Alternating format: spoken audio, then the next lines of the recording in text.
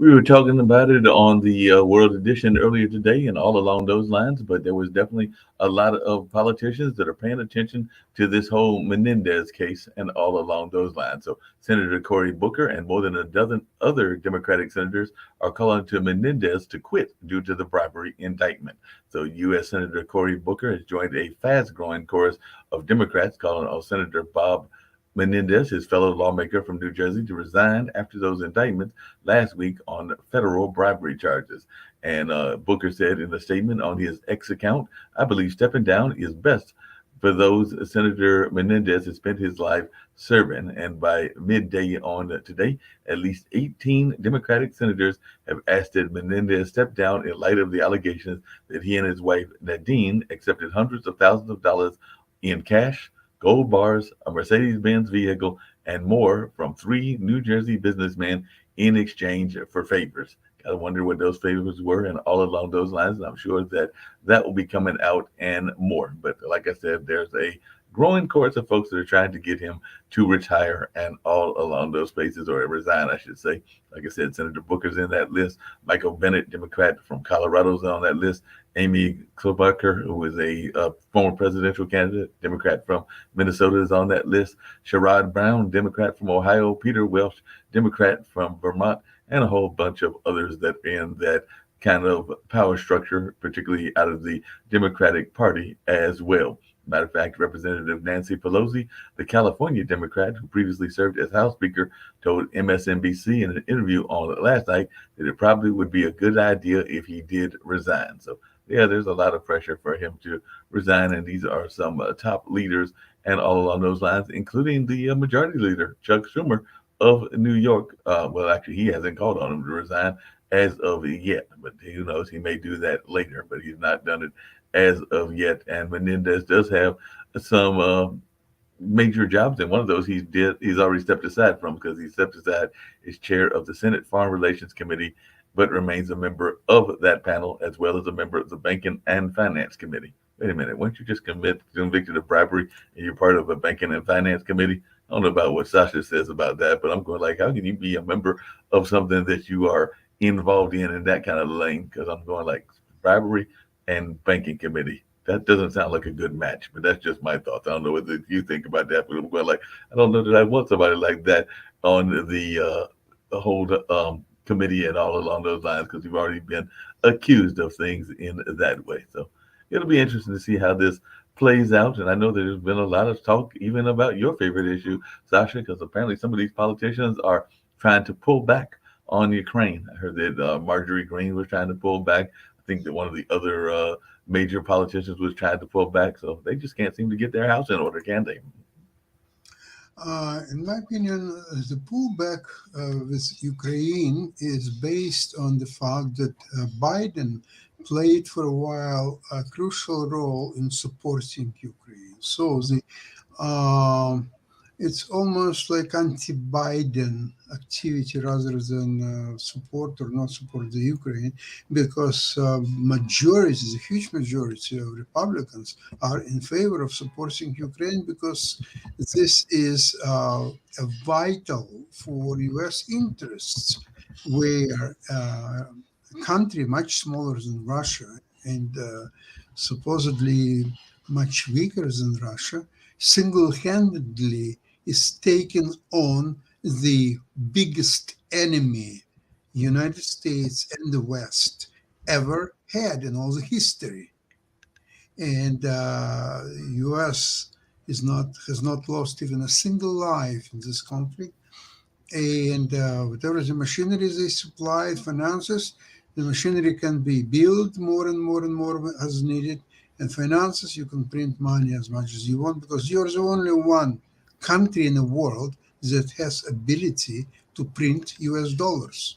So remember when Warren Buffett was asked if US can go ever bankrupt, he says absolutely not.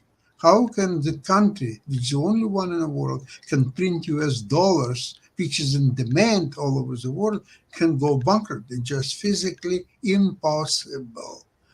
Now, regarding Menendez, I look, he obviously he looks like a crook. let's even not go into details. If you look at his face, and if you've been around long enough, you know that face belongs to the crook. So he is a crook, obviously. Now, the thing is, what I would like to educate myself, and I'm not certain. Do you have to wait until proven guilty by the court, or you can be asked to resign, actively do anything? No, then there should be quite obvious repercussions. I don't know uh, what's the right take on this. Nick, you have some idea? Let's see. Host says immediately. Great. Okay. Well, the thing is, for political purposes, you can declare him guilty. For legal purposes, he's not guilty until a court or a jury Agree. declares him guilty. Okay. But let's look at all the badges of fraud, as you would say. Okay. The warrant, 500,000 in cash. Okay. Mhm. Who carries 500,000 in cash? And he says, well, I'm just trying to escape Cuba, so I'm used to carrying cash because I'm worried about what? The American economic system? Aren't you a U.S. senator? So what are you doing 500,000 cash? Gold bars. Come on, Sasha. Who carries around gold bars? More badges of fraud that exist. And so what happens is when you look at Menendez, he's got like every possible badge of fraud written all over him. And you know, he's not guilty Hey, Nick, speaking of until he's bad declared guilty. frog and all of this, and I know Sasha will love this news because we have some major news that just came down on the front and everything. We got some very major news. A judge ruled today, the day being Tuesday, that Donald Trump committed fraud. I know that this comes as a shock to Sasha for years while building the real estate empire that catapulted him to fame and the White House. So Judge Arthur Engoron ruled in a civil lawsuit brought by the New York Attorney General that the former president and his company deceived banks, insurers, and others by massively overvaluing his assets and exaggerating his net worth on paperwork used in making deals and securing financing. Doesn't matter. He's the best. Election was stolen. It doesn't matter. Let's make America great again. Come It on. doesn't matter. I mean, the thing is, he's what they call Teflon Don. So the Teflon Don, it doesn't matter what the courts say. It's what the court of public opinion says, which is totally different. And that's one reason he's going to win the election.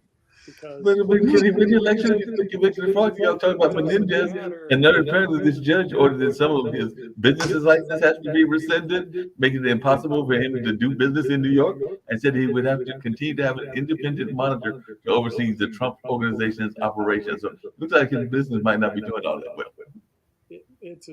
But it doesn't matter because the thing is, Trump knows the legal game, so he's going to do the one word that gets him out of all this trouble. You know what gets him out of all this trouble, Mark? One word. What's that? The appeal. Okay, so all he has to do is post an appeal, and the case is stayed until a higher court hears it. So Donald Trump knows the game. He'll file an appeal. Everything that you heard would be stayed until a higher court hears the case. So it's like I said, it's a waste Nick, of time. I read today a very interesting story in Atlantic. Is that some states already started proceedings that, according to the Article 14 of the Constitution, is not eligible even to run for the election, and they're asking very speedy Supreme Court decision on that issue.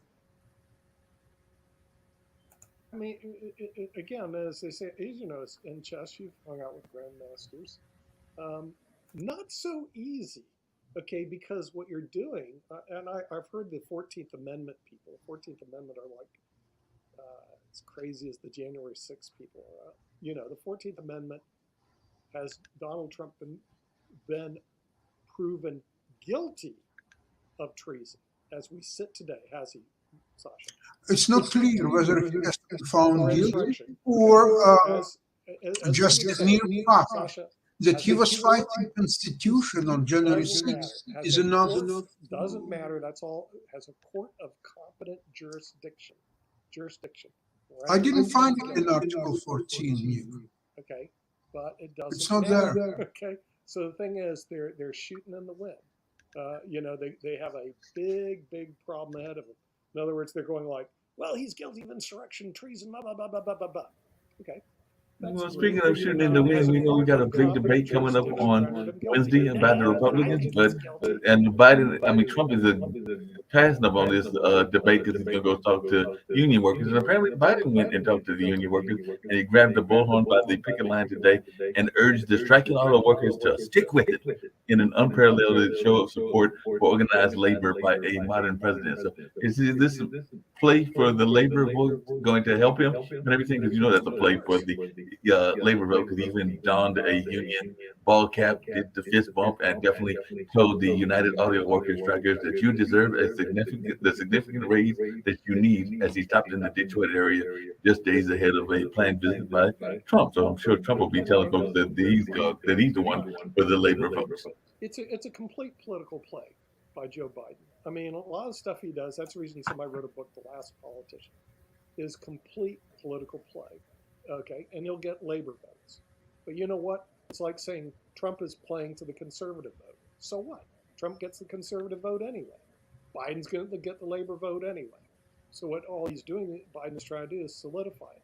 And then he's bribing the rest of the young people by saying, I'm going to eliminate your student loans. So Biden is playing politics. No longer is you it know what's happening. He's losing the independent vote. And here's why Biden's going to lose. Two reasons. Number one, it's more expensive in the United States of America to buy a house than it ever was in the last 22 plus years. Number two, it's more expensive to buy a car than it has been in 22 years. What do most young people buy, or even other people buy? Houses and cars. And Biden just told you, Menendez apparently got a Mercedes Benz. Well, Biden has made it unbelievably to impossibly expensive, and he's going to take the heat on that. And once just like when I looked at Trump, I said he's going to lose because of COVID. How Trump, Nick, how Trump will make cars and houses less expensive? Because here's how he does it. He said, here's how he does it, Sasha. It's magic dust. He says he's going to make it less expensive. See, he doesn't have to do anything because he's not sitting in office. All he has to do is say, if you elect me, houses are going to be less expensive. Cars are going to be less expensive. Economy is going to be great. Look what I did when I was president. Your houses were less expensive. Your cars are less expensive, and the economy is great. And everybody's going to go, remember, these are low information voters. They don't watch our show. They go, oh, yes, Trump's going to make my life better. And they'll vote for him. He wins, Biden loses. The Democrats will cry, oh, I can't believe we lost. And I'm sitting there and going like, dude, you have an octogenarian. You're trying to get up there that has no energy. You are going to lose. And that's what's going to happen. And speaking of losing, and I wanted to get to the only way you're going to something. change history is you've got to replace Biden with a suitable candidate. You got to get a younger candidate. Probably don't know that that's Oh, going to by the way, you know happen. what else is going to happen? Two more things. Prediction. Number one, when Biden leaves office, he's going to forgive Hunter Biden. He'll pardon him. So that case is over. Hunter won't spend a day in jail. Number two, when Trump gets in office, he's going to pardon all his cronies. And they're all going to be released from prison. That could be the case. only in Yeah, I did America. see that they have a quicker system of resigning in Canada, because the Speaker of Canada's Parliament resigned today after apparently he invited a Ukrainian Nazi veteran to attend a special session of Parliament and called that man a hero amid two standing ovations. But it looked like he stepped down today after meeting with the party leader. So in that case, they actually listened to the party leader there in Canada. So there was some growing cross-party calls for his resignation. So it wasn't just one party that was asking for him to resign. It looks like it was a cross-party line. And I guess he got the message, because definitely even earlier in the day, y'all's foreign minister, Melanie Joly, called the situation deeply unacceptable and an embarrassment. So the government leader said that Rodi should do the honorable thing and step down.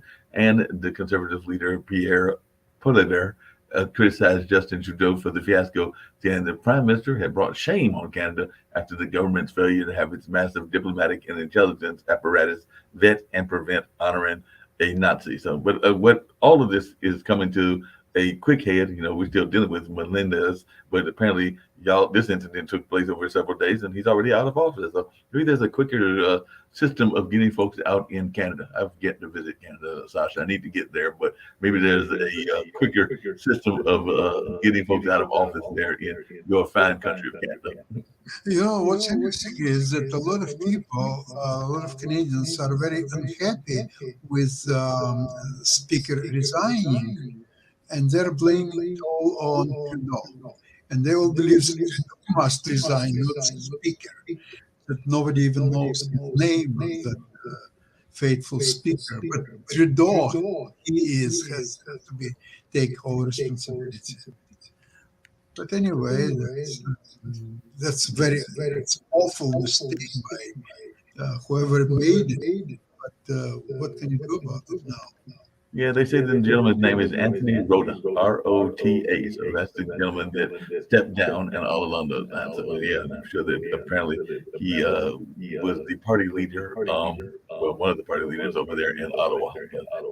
Definitely, he's the person that is stepped down, and I guess he made his realms and got up to leadership there in Canada. Like you said, a lot of folks know Trudeau, don't necessarily like Trudeau from what I'm hearing, but they probably, if you ask them that person, we got the same issue here. Nick, how many people can actually tell you their current senator?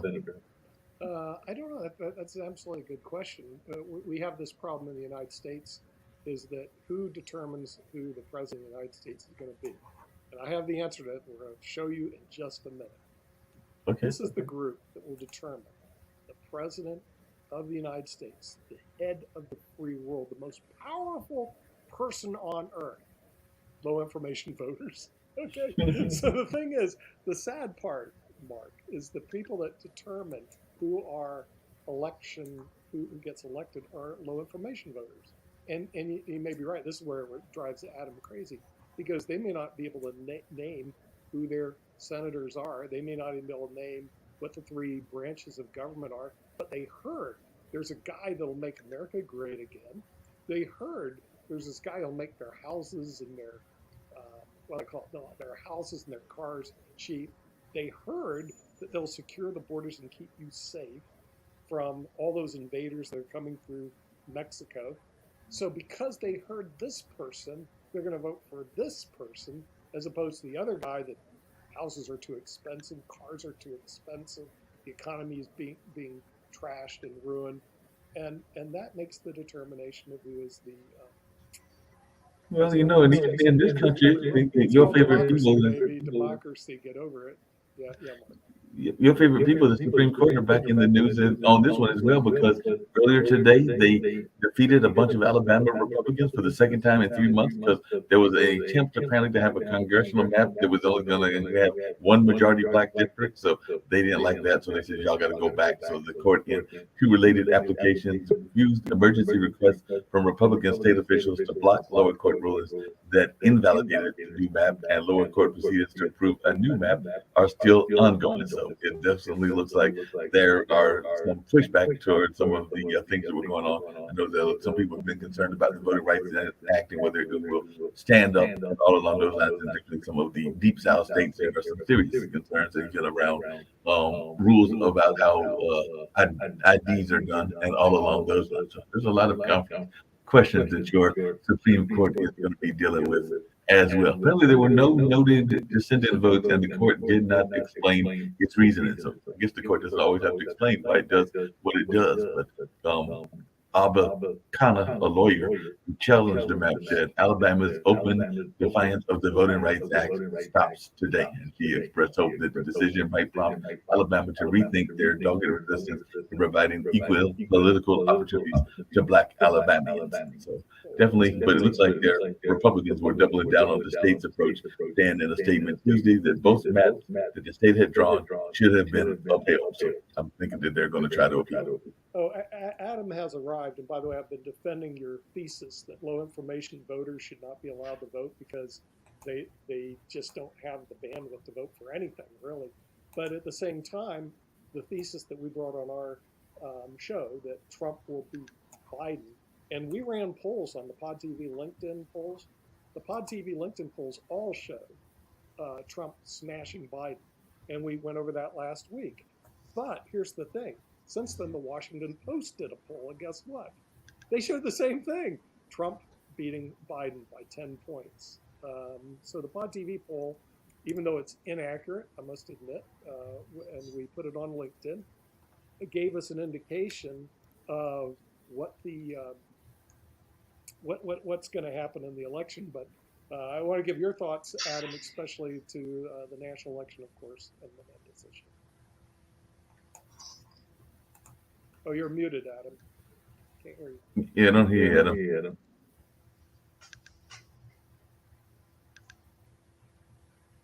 Computer issues. Still don't hear. No information voters. Yeah, I'm having issues with it.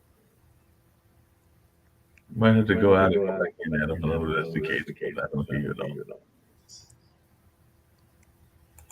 Adam is being silenced by both the Republicans and the Democrats. I didn't think it was possible to silence Adam. I said he's being silenced by both the Republicans and the Democrats. And you know, he's also coming. I've got to check the votes, but I think he was coming in either third or fourth in our latest poll to Taylor Swift. So Taylor Swift was winning that poll, and Donald Trump was coming in second. So Adam was not doing well against his friend Taylor. Can you hear me now? I can hear you now. Yes. Okay, I apologize for that, and I apologize for being late. I was listening to the Russian national anthem, unfortunately, and watching an interview with Mr. Putin. No, in all honesty, my car broke down on the way home. Well, I think that it's great news for the United States today that we can look forward to Trump in 2024. I'm looking forward to securing that border. I'm looking forward to a better economy. I'm looking forward to welcoming corporations back into the country with a lower corporate tax rate. I'm looking forward to lower taxes for individuals. And I'm looking forward to lower gas prices. And Adam, just really quickly, are you looking forward to Trump pardoning himself? Because apparently he was indicted today for committing fraud in New York. Oh, yes. I look forward to that day, too. Trump should pardon himself because those indictments are so politically motivated and so lacking a basis in law or fact, particularly the ones in New York, in Georgia, and in Washington, D.C., where Trump was expressing his First Amendment rights, which is an important right for every American. But Adam, who makes the determination that it's politically motivated indictments or not? Who is determining that? That's a great question. And there's really no way to determine it for certain. But you can infer that it's politically motivated when the people who are bringing these indictments are Democrats, when they're bringing them in jurisdictions that are heavily Democratic, and when they're bringing them based on facts that are very, very questionable. It seems to me that once they saw that Trump was going to be the Republican nominee, they did everything possible to ensure that he wouldn't be through these indictments. And it's not going to work. What it's going to do is create a backlash and further solidify his support. Now, when it comes to voting, I am not a fan of the right to vote. I do not believe that most people should have the right to vote because they're not educated enough and don't have sufficient knowledge to make an informed decision on political issues. And second, some people are just bad people. You have a lot of racists out there, a lot of sexist, homophobic jerks out there. Why should they be allowed to vote? You want to join the KKK? You shouldn't be allowed in a voting booth. I think a better democracy is one that ensures that the citizens who are voting have at least some level of knowledge and moral character. Adam, in ancient Greece, I think not everyone who physically lived there was allowed to vote. There was a certain sense. For example, the slaves were not allowed to vote, only free people. And free people in Greece, they had certain understanding of democracy, of the laws. It's not for everyone. It's in the United States, situation is several times worse than in ancient Greece because just too many idiots in the United States, and they are deciding who would be elected the most important position in the whole world. Incredible. Well, on that we agree because you have in this country You have the high school jock who's smoking marijuana and obsessed with the captain of the cheerleading team who doesn't know how to count to 10. You have the racist member of the KKK. You have the sexist jerks who can often be found as CEOs or in law firms. You have transphobic jerks. You have a lot of immoral people. They shouldn't be allowed to vote. And then you have what I call the morons, the people who don't know or don't care to know about anything. One time when I was at a polling place, before I went into the voting booth, there was a gentleman ahead of me who looked back at his girlfriend and said, "Honey, who was I supposed to vote for?" They shouldn't be allowed to vote. We need people who have knowledge and moral character. And that is only about maybe 40 to 50% of Americans. The right to vote? No. The right to vote in an informed way? Yes.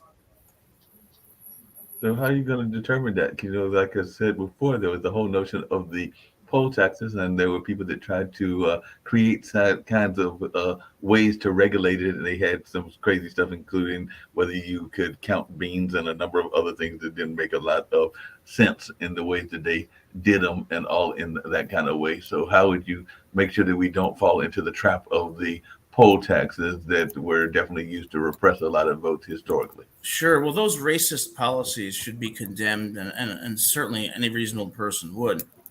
Well, before I got my driver's license, I had to take a driving test. I had to actually drive a car, and I had to answer basic questions about the rules of the road. The same should be true for individuals who want to vote. Like I said, the high school jock, the racist, the sexist, or the general moron who spends more time, eating 5,000 calories a day than reading 5,000 words a day should not be allowed to vote, because then you're not going to get informed voters. And when you don't have informed voters, you get bad leaders. I'm against that. And if we want to make America great again, it begins by making the people who vote great again. I like that one. That sounds like good. But what would your thoughts be, Adam, since you are running for president? We know this in 2028 and everything, because here in North Carolina, they made a rule, and Nick can correct me if I'm wrong, that North Carolina felons that were out of prison and on probation lost their right to vote and everything. So would you keep those kind of rules around the nation, or would they be allowed to vote? Because there are some very educated people in prison, because a lot of people wind up going to the college system of the prisons, because if you know the story. Well, I'll tell you, I'm someone who believes in second chances, and I don't believe that someone who has committed a crime and served their time should be denied the right to vote. And what they should be required to do, though, is show a basic knowledge of our legislative, judicial, and executive process, and have the moral character, e.g., not being racist, sexist, member of the KKK. Then I would allow them to vote, and I would give people second chances. And when I go to North Carolina, I'm going to go to Duke University. I'm going to go to North Carolina. I'm going to go to North Carolina State. I'm going to send this message and bring it to the people. And North Carolina is going to be in my column in 2028. We have no doubt about that. You've got all kinds of folks that will probably be helping your campaign and all along those lines. I'll even go to Charlotte. You'll even go to Charlotte? Yes. That's good. That's really good of you. Are you going to go to Asheville as well? Because Asheville is one of the few states around the country so far. I know California. A lot of people think that California has fallen off the deep end, but Asheville did award reparations. So would you be going to Asheville? Because Asheville was a reparations state. Asheville is a beautiful, beautiful area. Yes, I will. And I'm going to go to North Carolina State. I'm going to talk to the Wolf Pack, and I'm going to say, you know what? It's time to vote for somebody who's moderate, who's sensible, and who's going to make America the kind of America that we've always dreamed of, and that has eluded us for far too many years. That's the other question I was going to ask. This is for everybody on the panel. There is this notion that Trump had of make America great. And then the question that people have asked me is, exactly when was America great? Because we go back, there were some times that America was not all that great, like around the Great Depression, around slavery, around a number of other things. So exactly where are we trying to take America back to? Because that's the question that some people have asked me, because some of the things that we have won, we want to keep the victories, I would think. But I don't know. Adam, what's your thoughts? It was a time before Englishmen colonized. We were great when we were Native American Indians. The 1960s, when we had JFK and Camelot. The 1980s, with Ronald Reagan and the mid 1990s with Bill Clinton. I don't care what he did in the Oval Office. I care what he did for the American people.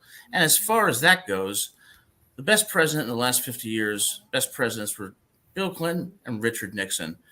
I don't care about what Bill Clinton did in the Oval Office, and I don't care about that third-rate burglary they call Watergate. I care about the fact that these men did great things for the people. At the end of the day, a president should serve the people and make sure their lives are better than they were 4 years ago. And that's what's going to happen. What about JFK, Adam? JFK? Yeah. Would you put him on same level? I thought JFK would have been one of the best presidents ever. I agree on that one. I think if he'd been given the chance, we have another Kennedy running. Do you think that he would carry the same credibility in that world? No, I don't think he would, because I think that he's not doesn't have support in the Democratic Party, and he doesn't have the kind of ideas that JFK had and the kind of inspiration that JFK really provided to people. JFK was a man of great charisma, great ideas, and he kind of brought the innocence back to America that people yearn for. Ronald Reagan did that to an extent, and I thought Bill Clinton did too. What we need is a leader who is going to actually lead for the people and do things that are going to help the American people. The average person who wakes up at 8 o'clock in the morning and works and lives paycheck to paycheck. We need to help the people in the Midwest, the people who are struggling, and we need a leader who's going to inspire them and who they know is going to help them, and not a leader who's a narcissist like Trump is, not a leader who's in cognitive decline like Biden is. We need a new generation of leaders, and that starts with people like me. Yes, it does. Sounds like it. I think that we need a younger crowd of people in our leadership roles in order to bring us not only out of the hole that we're in, but also for just generating new ideas, generating new policies, generating a new world, because we are entering a new world. We need people that are a lot more tech savvy. People, like you were saying, that you'll come visit NC State University. I mean, that's one of the flagship engineering schools in the world. One of them, not the only one. There are others, but Georgia's got one, Georgia Tech. There's a number of other ones that are significant. Well, there's plenty of tech schools, but NC State is up there with always being, in the front realm of technology, and of course NC State has the quantum computer. So, there are others that are just now getting that, but they were the first to have it. But I think that a younger leadership like you would really benefit our country far greater than anyone who's running right now. It's just hey, Adam, real quick question. Do you think that everybody that is passing these large bills should be required to read them, understand them, and know what they have passed? Because I just saw that recently we had a new bill in North Carolina that was passed. Apparently, everybody's concerned about climate change, so they've got a rule of plastic bags of all things. So Asheville is debating a plastic bag ban, and Durham a 10-cent fee, and then the state stepped in. So there's two cities, and I just named the two cities, were debating it. They stepped in and passed a law that prevents them from doing so. So the law says that Asheville can't have the plastic bag ban and Durham can't have its 10-cent fee and all in that space. But the provisions take place in the newly passed 625-page state budget. That's bigger than some textbooks and a lot of textbooks and everything. So should they have to not only put items into it, but also understand it? Oh, they should ideally, but they don't. They often don't read the bills they're passing. And instead of plastic bags, or plastic surgery for that matter, what I'm going to do for the state of North Carolina is this. I am going to say that every single person who is below the poverty line gets $50,000 tax-free. And in areas where there is high crime, I'm going to pay people $1,000 and contract with them not to commit crime. And that is going to make a difference because those are solutions. And they can have as many plastic bags or plastic surgeries as they want. Reminds me of Joan Rivers, way too many plastic surgeries.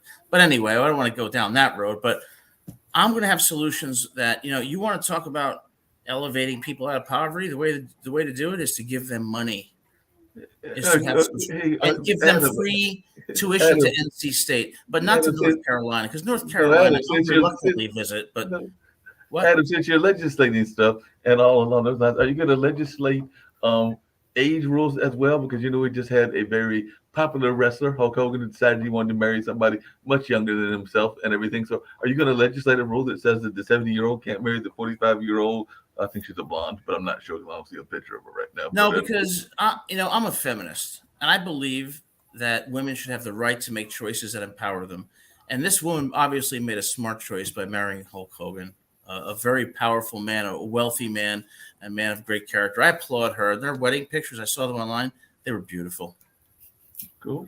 So we're not going to legislate that. By the way, Adam, you'll be glad to know I've got to check on it because I think you're an independent. I may have your vice president if you can have a male vice president if you're not committed to Taylor Swift. But a dear friend of mine, Morgan Freed, that is a real estate photographer. His son, Martin is the father. His son, Morgan, is very much involved in politics, was actually on the student council at Appalachian State or East Carolina, one of those colleges, and definitely is still involved in politics. But ironically, because a lot of folks know that I am more on the Democratic side, he is very much a Republican. But yeah, we're still good friends and everything. So I'll see if Morgan's available to be your vice president.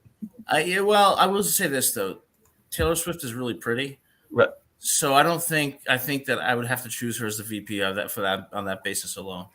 But without sounding shallow, I would be open to anybody as a vice president who would challenge my ideas and bring a diversity of thought to the campaign, because I'm not right on everything. I'm humble enough to know that I'm wrong on a lot of things. And I want someone who's going to bring original perspectives, but with the goal of making sure that we're helping people. Well, there's nothing wrong. It doesn't have to be always opposing, but there's nothing wrong with having that diverse understanding between each other. I mean, that to me always made a perfect relationship in marriage is that neither one of us was always right, but we each brought in expertise in our opinions, and we never agreed on anything, but eventually we found things and made it work. So I think you're right, Adam. I think that a vice president used to be a president and vice president never ran on the same ticket, many years ago. Mm-hmm.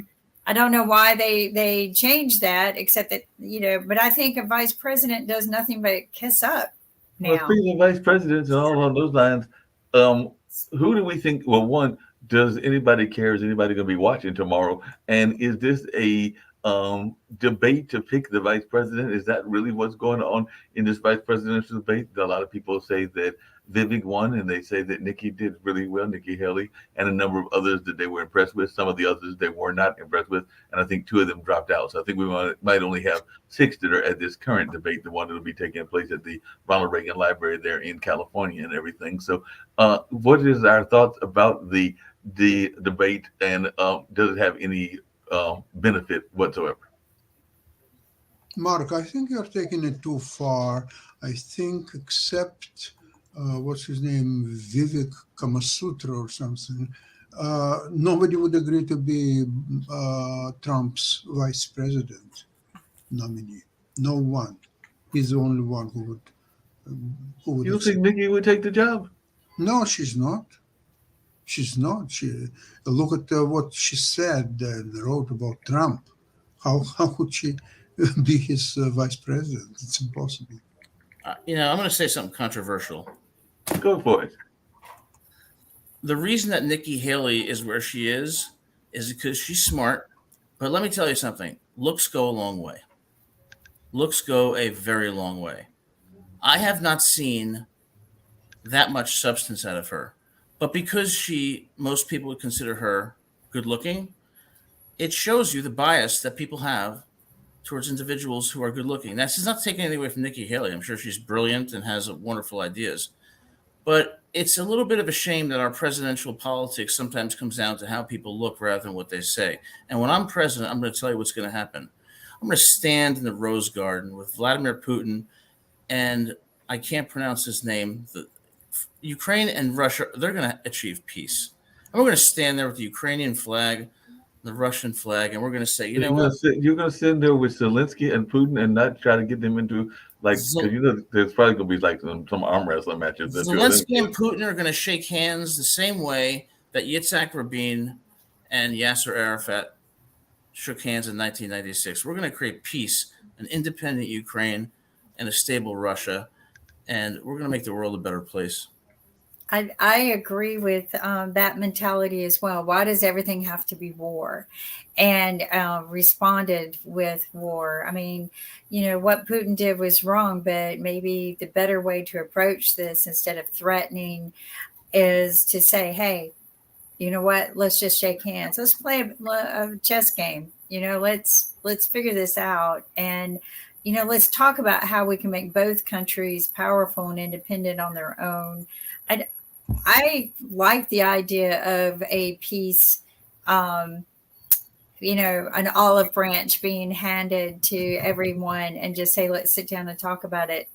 Do you think Putin will agree to this? Sasha, I'd love to hear Sasha. I'm curious, would he agree? Yeah, Sasha, do you think that there could ever be a person that could literally do that kind of negotiation that would actually get the two of them in the same room and that they would be a feasible result and everything? Because I mean, there have been people that have tried. I remember even Dennis Rodman went to different places and tried to negotiate deals and everything. And definitely, great job he did. Definitely, Henry Kissinger has as well. So, do you think that somebody could literally get Zelensky and Putin in the same room and that they would come to a agreement of some sort or another, or just a no-win situation for those kind of negotiations? Do you realize from the history of the world, history of the wars, that there are some wars that cannot be resolved without one side decisively they will take over on the battlefield the other side.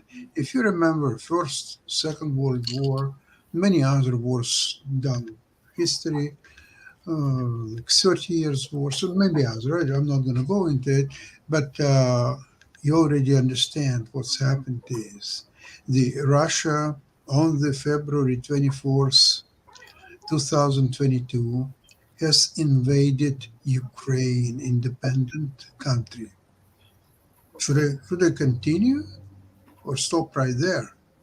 So to end the war, after hundreds of thousands of people being killed, I'm not counting the maimed and all the other atrocities, Russia, not Ukraine, Russia lost 275,000 people.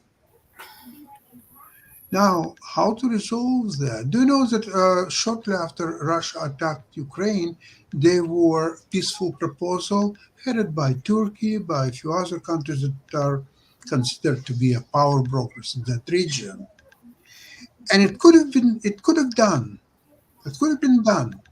But what's happened in the first few weeks of war, Russia committed incredible atrocities in Bucha and few other little places around Kiev, where they raped women, little girls, killed innocent people by shooting them right in their head with the hands tied behind their backs. All that has been discovered, and all peace proposals went down the drain. It is impossible to make a peace, especially if Putin at least would have any decency to take all his army out of Ukraine. Okay, we're all out. Now, where are you going to resolve that? What would you like to see? What we would like to see? Can we meet each other halfway or third way or whatever? Putin is not doing that. He insists that it's his right to have a piece of Ukraine. It's approximately 20% of all Ukraine. That's his right to have. Based on what? I don't know, maybe You know that better than anybody else here. Well, here's the thing. I think that the reason that Russia invaded Ukraine is largely attributable to NATO expansion. When you look at Western Europe and how many countries joined NATO, and Ukraine was going in that direction, it was a threat to their security. And what I would do is I would prohibit Ukraine from becoming a part of NATO, and I would recognize them as an independent country. And I think that I could negotiate with Putin. I really do. Here's the essence of. And I like, Putin is go on. Since 1991. And I would give reparations to Iraq for our terrible invasion that killed Saddam Hussein. But that's another issue. That's fine. I have no sense in that. But since 1991, both Russia and Ukraine became independent countries. Right. So why do you think one independent country can dictate to another one what to do, whom to join, and so on? How do you see that can happen? Well, because I see it as a threat to Russia's national security. Why would you care about Russian national security? Why? As an American, why would you care about Russian national security? Who gives? I'm looking at the situation from Russia's perspective. Every country's leader, every country is going to care about their national security. And when you see Western Europe, one by one, becoming a part of NATO, and then you have Ukraine going that direction, you have on their border countries, pro-democracy countries that are hostile to Russia, and that is a threat to their security. I suspect if we were Russians, we would feel the same way. It's kind of like if I lived in North Carolina and, all of a sudden on the East Coast, we had the Chinese, sitting there with troops. It would ultimately threaten our security. They have to stop the NATO expansion. Wait a sec. Talking about NATO, do you have any silly organization? I'm sorry? Do you have any ideas how new countries are being accepted to NATO? What is the process exactly? Do you have any idea? I don't have idea about the specifics of the process, but I I'll know. Tell you. What? What is it? You know. What is? Well, the outcome is more important than the process. Russia is surrounded by countries that are part of NATO, and Ukraine is the last one right on its border that now wants to be part of NATO, and that's the red line. What about Finland and Sweden, especially Finland, who already joined NATO and who has 1,000 kilometers of common border with Russia? What do you think about that? So why Russia is not fighting Finland already over it? Because it's the cumulative effect of the expansion. If you look at the map, Russia is now surrounded by NATO countries, and Ukraine is the only one who's not in NATO. That's the last domino to fall. And so Russia, from Putin's perspective, is saying, enough is enough. We cannot have yet another country on our border after all. Well, let's talk about something. Do you know who is John Mearsheimer? He's in Russia, people like him are being called useful idiots. So he's a professor of history who is teaching the real politics. What means real politics? It means there is a huge, very powerful Russia.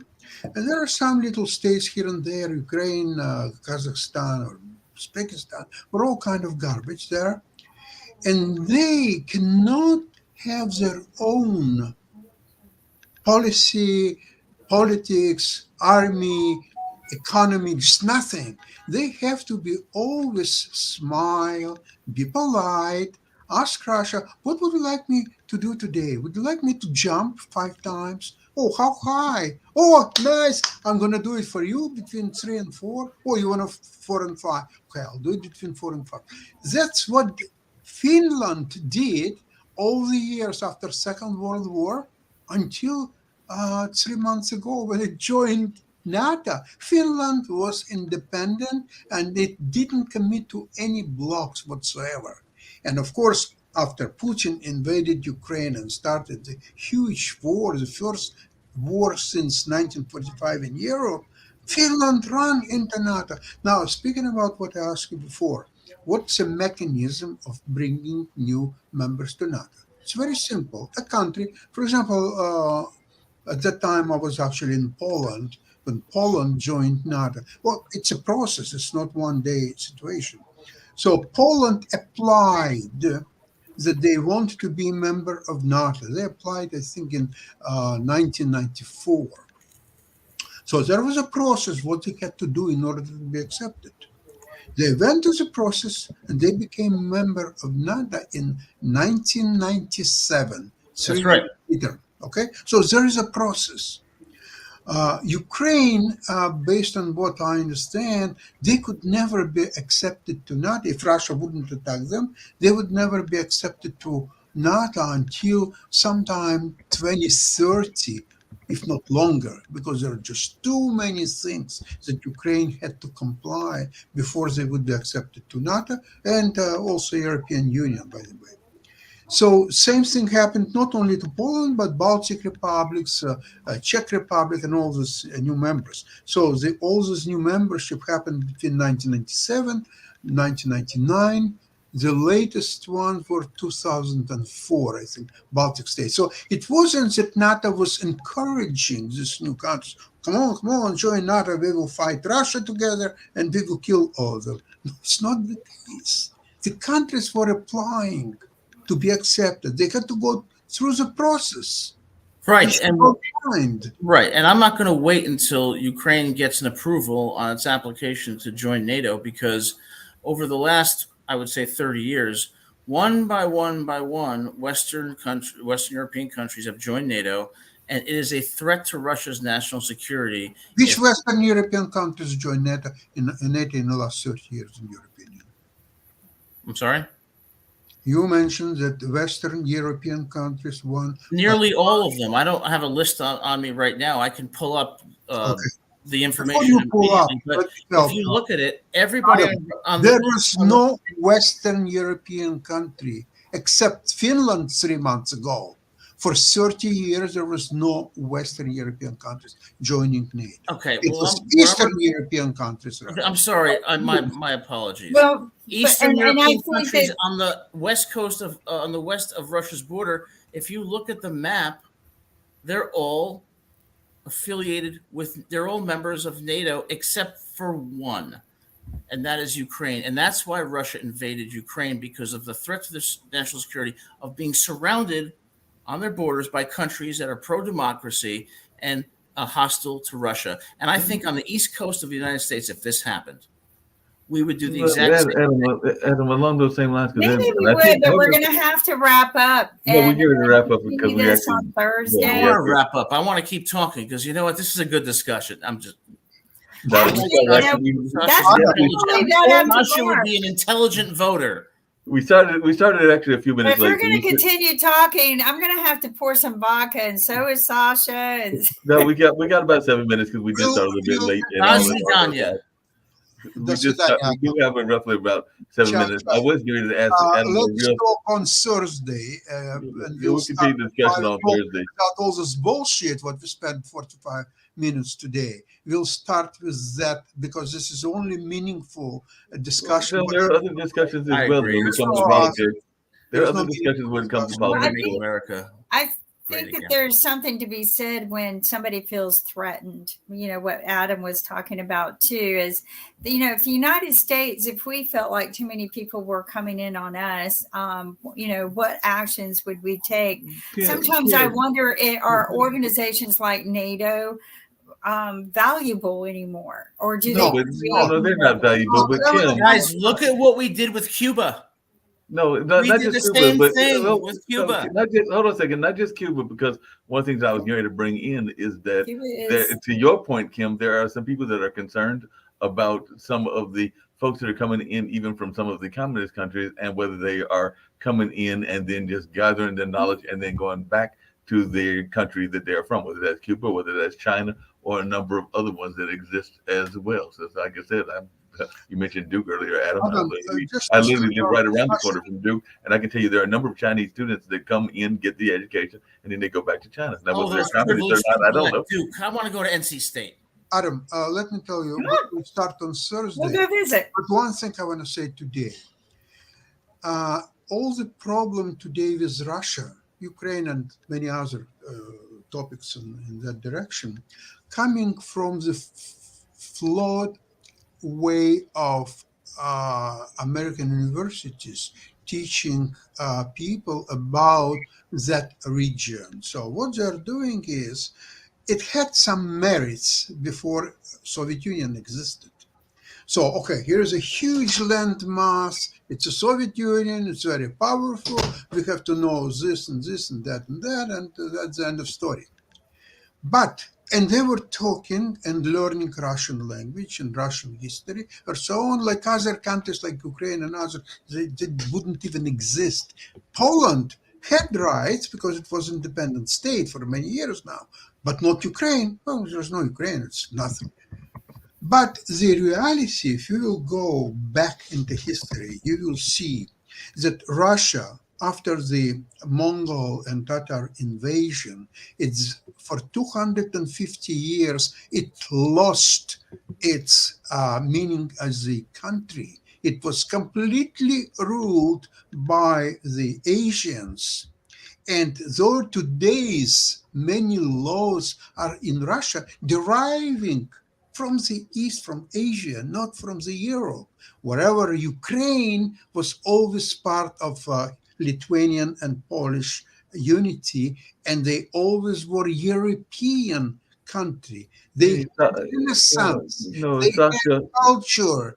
Russia don't. Because if you tell me about Dostoevsky, Tchaikovsky, and all that stuff, remember all their greatest works they composed while being outside of Russia, in Europe. No, but Sasha, along those same lines, because we were just talking about Duke University, that's actually what your point is actually what they called their studies, because the study at Duke is called the Center for Slavic, Eurasian, and Eastern European Studies. So they actually take your standpoint that it is a Eurasian connection and everything, because that's literally what their study is called, is Slavic and Well, Eurasian look, I studies. mean, the bottom line is this: if I was Vladimir Putin, and I had, I'm sorry, I said Western Europe, but if I had Eastern European countries one by one becoming a part of NATO, and then Ukraine being suggested to ultimately be a part of NATO, I'd have a problem with that too. I mean, look at how we treated Cuba. Okay, imagine if we had 5 Cubas surrounding the East Coast. We'd do the same thing. And I've never been afraid of Russia. I've always thought Russia could be an ally. And I think Mr. Putin is a strategic leader. I don't see him as a threat. And I do believe that a partnership with Russia and the United States is important because we don't want Russia and China. Adam, tell that to people in Bucha who lost In where? their lives. Bucha, it's a little village near Kiev where there are huge atrocities, as I said before. I'm not going to do it second time. Well, I agree with you totally. But look at what we did in Vietnam. We raped women. We killed children. I understand it's horrific, but that is not going to necessarily influence my overall view of what could be a strategic partnership with Russia, because otherwise Russia is going to be much closer to China, and that alignment is what scares me most. Very quick question. If Russia wouldn't have nuclear weapons, would you still talk about friendship with Russia and how lovely they are and Putin a great leader and all that stuff? Seriously. If they didn't have nuclear If weapons, they didn't have nuclear. no, I would not. No. Okay, that's my point. Okay. No.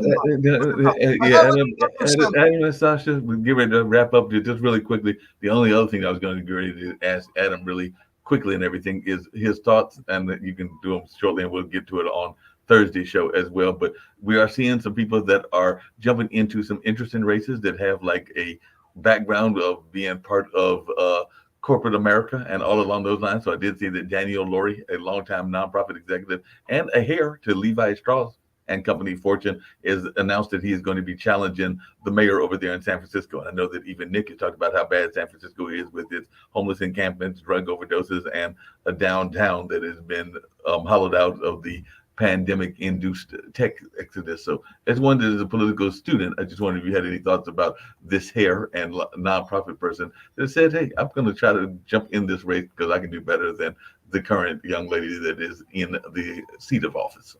Okay, Well, I said everything what I wanted to say. Good luck, everybody. I would Bye-bye. love to continue this on Thursday. It's a good On discussion. Thursday. Yeah, if nobody will break our conversation and get into. We'll So, see you on Thursday. We'll see you on Thursday. I don't know if I'd Adam, like to have a time with you, but without interruptions. Thank you very much. Bye, everybody. Thank Take you, care. Sasha. So the question you were asking me, I'm like, always skeptical of these people entering into the political sphere. I really am.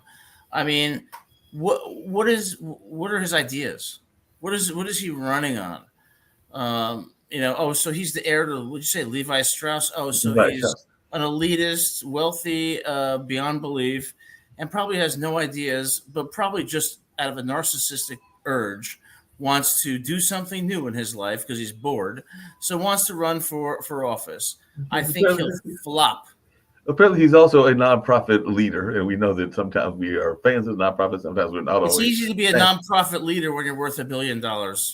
That's true. I But he- also want to bring note of, I don't know if Nick made a comment on this, but the homeless problem in San Francisco is not as bad as they make it out to be.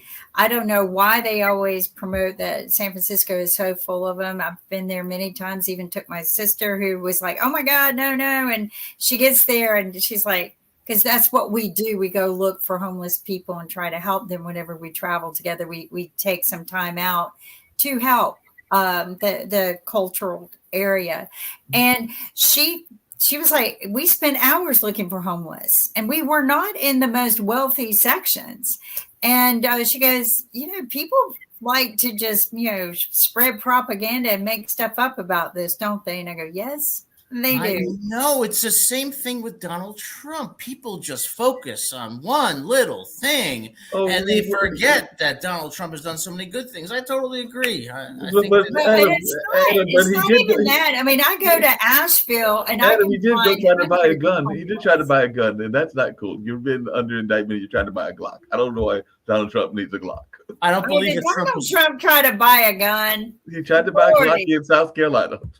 And Trump needs to understand that he needs good lawyers, and I'm here.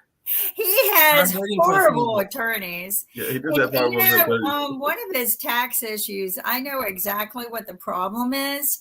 And I've tried to tell them because it was something that the IRS was doing. The IRS was actually pulling a little stunt or scam on people, and they were getting away with it. Even my CPA kind of saw what was going on, tried to reach out to him, but his attorneys, I think they just like to charge him. They're just trying to make money off of him. He's one of those guys that he's just going to keep writing checks to them, and they're going to keep telling him what he wants to hear. But I will say this: there were hundreds and hundreds of homeless that I ran into in Asheville. Hundreds. You couldn't walk a quarter of a step without seeing a homeless person. But you go to San Francisco and you can walk.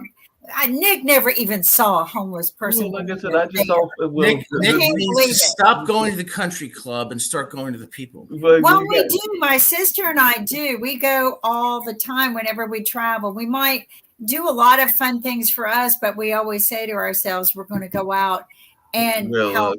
Kim, You need to be traveling with me, not your sister.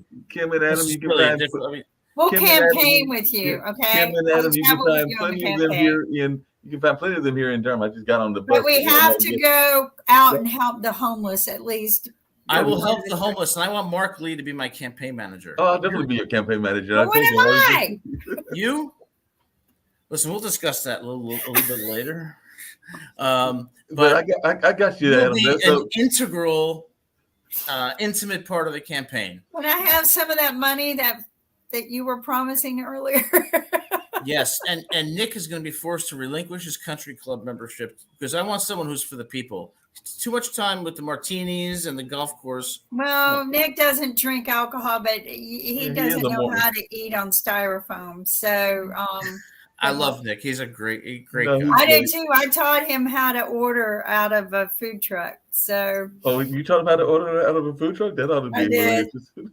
when we that's- first met, he never dined like that before. So But Adam, just to let you know, I just got accepted because I do get by around quite a bit by mass transit, and I just literally was on the bus, and there was literally 6 homeless people on there because one of them had a one of our street festival signs that they had turned into one of their placards to let folks know that they were homeless. Homelessness is not acceptable in the United States. We're going to have to house the homeless people and provide them with basics. there I are totally better get that. ways to do it than what we're doing right now. I don't like it when they divide a husband and wife up. Right. There are some better ways. We have so many unused facilities. I've said that a couple of times. I agree. Like that. Unused buildings, Well, hold on a empty second. apartments. You would be surprised when you divide a husband and wife how much happier they become. I'm just saying. How would you know? You may have a Well, point that's- there. But just really quickly, the thing that Laurie said, I think you can get with this, Adam. His exact quote was, "We are in a crisis and we are hurting right now." This is what he said when he made his announcement on earlier today. We need people to work together, and the only way you can take an entrenched system with a leader that has allowed these problems to fester is with new leadership. It's got to be leadership from the outside. So it sounds like he's running from the Donald Trump playbook and the Obama playbook. Yeah, he's just not as charismatic, and I suspect he's not going to appeal to the average person the way Trump did. But we'll see. I could be wrong. I can't wait, for my inauguration in 2028. It's going to be a special day, and I'm going to ask I'll you be guys. there. I hope believe so. that might I actually be surely playing the whole do. thing. 'Cause Nick will be there. How much I hope you're. Yes, of course. And look, at the end of the day, when I die, I'd like to look back on my life and say I did something to help the lives of people in some small way. And if we can do that, then that's what leadership is all about. Because you do know that in 2028, Kim and Nick will be known as the Ted Turners of live streaming. Really? Yes. Excellent. Well, You look, it's How going about to the be. Nick and Kim of? I'm going to spend my first night in the White House in the Lincoln bedroom. I believe that. I can't wait. We're in the looking forward to it as Lincoln well. So bedroom? right now, we get on out of here. This has been a fun conversation. I knew Kim. Despite the fact that yes. I don't like Lincoln. well, we have a whole conversation about that. We're gonna have a new poll coming out on Thursday. Like I said, Adam, you did not win this one. Taylor won. So far, we've had Oscar the Grouch win and Taylor Swift win in our polls. And I don't know. I think Miss Piggy's going to be the cultural candidate for this time. So Miss Piggy will be our cultural candidate this time around. All Well, right, everyone, let's try to have a manipulate great the vote. day. We'll see you Thursday at 5 p.m. Take Yeah, care. Bye. Go. Sorry.